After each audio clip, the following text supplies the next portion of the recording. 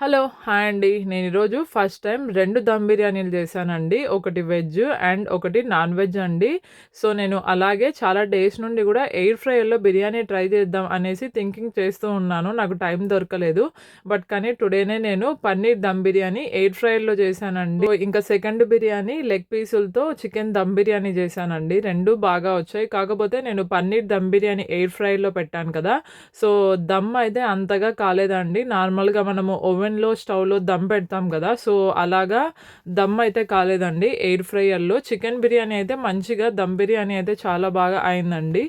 కానీ టేస్ట్ అయితే 2 బావున్నాయి. సో, ఎయిర్ ఫ్రైయర్‌ది ఇంకొద్దిగా దమ్ అయింటే బావుండు అనిపిచ్చింది నాకు. సో, ఇక్కడైతే మేమింగా లంచ్ చేయడానికి స్టార్ట్ చేస్తున్నామండి. సో, మీరిక్కడ జూసారు గదా! ఇది చికెన్ దమ్ బిర్యానీ అండి. అండ్ నేను ఈ chicken dum biryani first time నేను స్టీల్ ప్యాన్‌లో చేశానండి. ప్రతిసారి నేను నాన్ స్టిక్ ప్యాన్‌లోనే జేస్తాను. ఎందుకంటే సో, కొద్దిగా మంట ఎక్కువైతే మనకి కింద అంటుకుపోయి మాడిపోతుంది గదా! సో, అందుకనేసి నేను చెయ్యనండి.